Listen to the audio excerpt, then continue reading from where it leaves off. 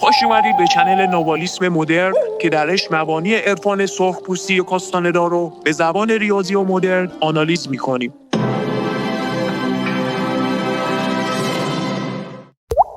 خب دوستان، با شما هستیم و ادامه مبحث کمین و شکار خرد ستمگران.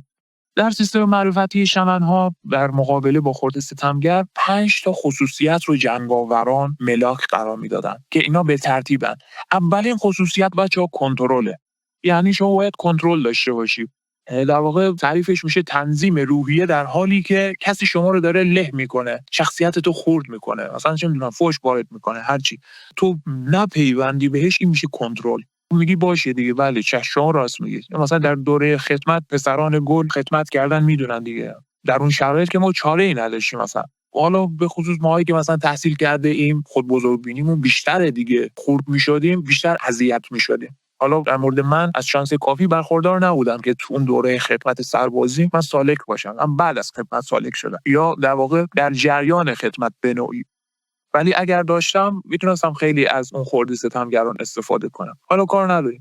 خصوصیت دوم بچه‌ها انضباطه. این انضباطی که دوست ما پرسید چه فرقی داره با انضباط کلی که من گفتم زیر مجموعه ازشه، در واقع اینطور تعریف میشه: جمع‌آوری اطلاعات مربوط به همه مهره‌های خرد ستمگری که محیط تونال رو احاطه کردن، به خصوص زمانی که شما رو دارن له میکنن. یعنی رئیس رستوران داره یه چی میگه، بغل دستین داره رو مخم کار میکنه، اون طرف آشپز چه میدونم غذا رو میده به اون یکی کارگر، اون میاد یه چیزی بار ما میکنه. انضباط داشتن یعنی خودتو از دست ندی، یعنی تیکه پاره نشی. بیشتر بعد درونی داره ها بچه‌ها این قضیه. یعنی کماکان مسلط باشی به خود، یه هر چی بدبختی از رو سر منه باشه بیاد، بگو بیاد، چون منی وجود نداره، اصلا منی در کار نیست. اینا اصلا توهم ورشون داشته.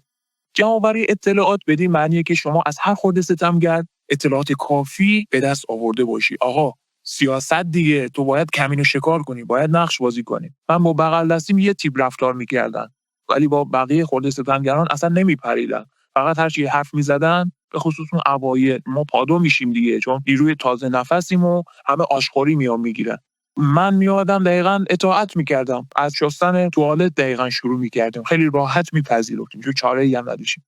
شما باید هر کدوم از خرد ستمگران رو در بستر زمان بفهمی و بشناسی. درست مثل دون خوان آروم آروم فهمید که باید بره آویزون اون پیرزنه بشه که خرد ستمگر اصلی است، و آخرش هم همون شد کلید نجاتش دیگه. بعد چه نقشی این بازی کرد در سرویس. میخوام بهتون بگم باید سیاست داشته باشی، اطلاعات کافی در هر مورد باید جمع‌آوری کرده باشی. عنصر بعدی صبره.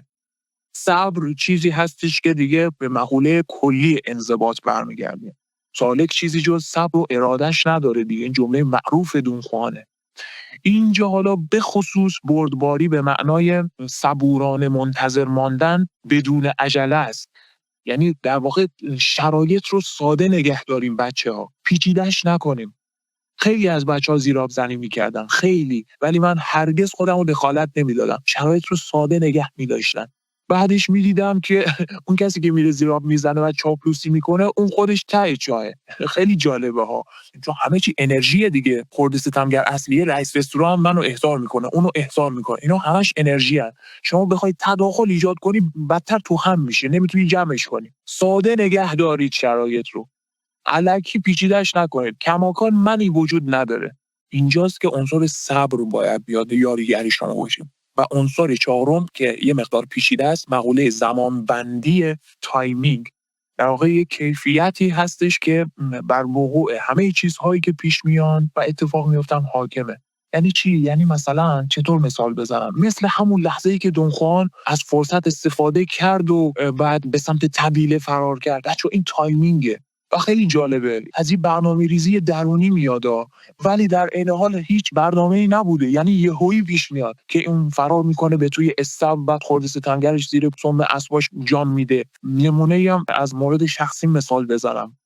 درگیر کار و بار بودیم، مشتری ریخته بود توی رستوران، پر ترکیده بود. یکی از بچه‌ها این گوسفند این غذا رو پرت میکنه کف رستوران. آقا همه در حال خوشی و بش بودن و داستانی بود. یک لحظه ساکت، همه چیز ساکت. این میشه مقوله زمان بندی. آقا من رفتم خودم رو نشون دادم دیگه. همین موارد باعث شد که بعد از مدتی رئیس رستوران رو من دیگه حساب باز میکرد.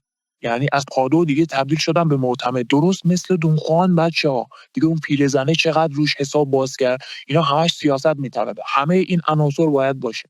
این زمان بندی رو باید دقت داشته باشی. همه چیز بدون هماهنگی قبلی اتفاق میفته.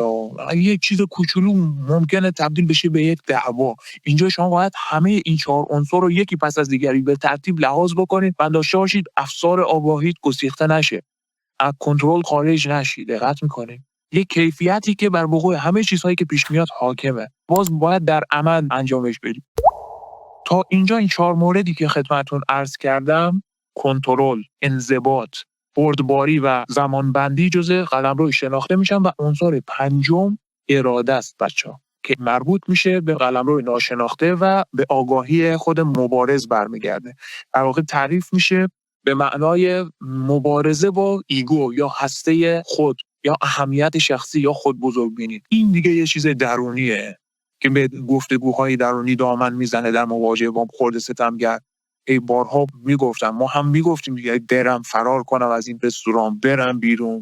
دو دل بودم دیگه، ولی باز میخواستم محک بزنم، میگم باشه من که میخوام برم، خلاصه یه روزی هم میرم، حالا بمونم باز بیشتر یاد بگیرم. خیلی سخته بچه‌ها، این در حد همین 4-5 موردی که من بگم و انشا بگم و برم نیست. واقعا در عمل حتما مواجه شدید دیگه. همه انسان‌ها تو زندگیشون خرد ستمگر دارن، مثلا no exception، هیچ استثنایی هم در کار نیست. بعضی‌ها خرد ستمگرشون قوی‌تره، بعضی‌ها پایین‌تر. ولی اینو بدونید که پیوستن به خرد ستمگر شکسته از نظر انرژیایی.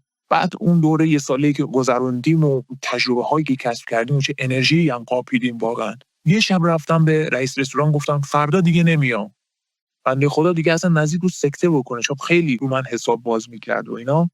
به خاطر اون انرژی هاستا، ببین اون مجموعه الیاف انرژی که در جریان تعامل با خرد ستمگر حالا توی اون دوره زمانی آزاد میشه. و من دیگه نرفتم، چون برادرم هم اونجا کار میکرد. برادرم بهم آمار داد که آقا حالش بد شد رئیس رستوران، بگذره اصر جمع کنم. فقط اینو بدونید که این پایگاه ماتریکس روی زمین دلیل داره. به قول صائب، نعمت روی زمین قسمت بیشرمان است، خون دل میخوردم کس که حیایی دارد. نامه ماست که جنگ است جوابش صائب، یعنی سرنوشت ما، این تقدیر ما مبارزه است. برای هر نامه که دیدیم جوابی داره. خیلی خوب، اگر بخوام درست مثل قضیه تونال و مسیر هوش بخوام نکته مهم رو اینجا دستچین کنم و بحث رو دیگه جمع کنم، حالا باز به بحث اراده من میرسم و هنوز چیزی نگفتم در مورد اراده، اون ضلع اراده. عرض به خدمتتون بگم که پس نکته کلیدی در برخورد با خرد ستمگر از دست دادن اهمیت شخصیه که موجب کنترل میشه. درست؟ حالا کنترل باعث میشه بتونیم خرد ستمگر رو کمین کنیم دیگه. چیزی که ما رو خسته میکنه، فرسوده میکنه، درمانده میشیم، همین اهمیت دادن به خودمونه بچه‌ها. حتی ذره غرور هم در شرایط بحرانی مواجهه با خرد ستمگر میتونه موجب واپاشی و گسیختگی ما و آگاهی ما بشه. کنترل یعنی حفظ روحیه مستقل شخصی. وقتی که کسی داره ما رو خرد میکنه، تحریکمون میکنه، چوب لا چرخمون میکنه، هر چی، چطور احساس اهمیت نکنیم؟ آقا جان با جنون ارادی گفتم خدمتتون به نقطه‌ای رسیدیم که دیگه در دل خودمون میخندیدیم، خودمون رو به حماقت میزدیم، کارمون رو درست انجام میدادیم ولی در دل میخندیدیم. بابا همه چیز توهمه، گفتیم واقعیت تفسیر، فقط همه جدی گرفتن. برای خرد ستمگر که دیگه اصلا خیلی جدیه. به حماقت میزدیم که آقا جان واقعا اهمیتی نداریم و چقدر تمرین کردیم. و این خود بزرگبینی ما توهمی خود ساخته بیش نیست. تصویر خود مال ما نیست، چیزی موقته که اونم توسط بیگانه به ما داده شده و گول خوردیم. بنابراین مبنای کمین و شکار خرد ستمگر اینجا حماقت ارادیه. چرا؟ چون جدی گرفتن چیزها باعث تکیه بر هسته خود دیگه. واضح خلاصه دیگه کردم، جنبندی. اصلا جدی نباید بگی، چیز جدی واقعا در کیهان وجود نداره. در آخر من یک سوالی میپرسم، فکر کنید، در موردش اظهار نظر کنید. آیا خرد ستمگر انرژی خوار است؟ خیلی خوب، ممنون که تا این لحظه همراهمون بودین. دیگه بحث خرد ستمگر رو جمع کردیم. امیدوارم که مطالب مفید بوده باشه. ضمناً حمایت از کانال نوالیسم مدرن یادتون نره.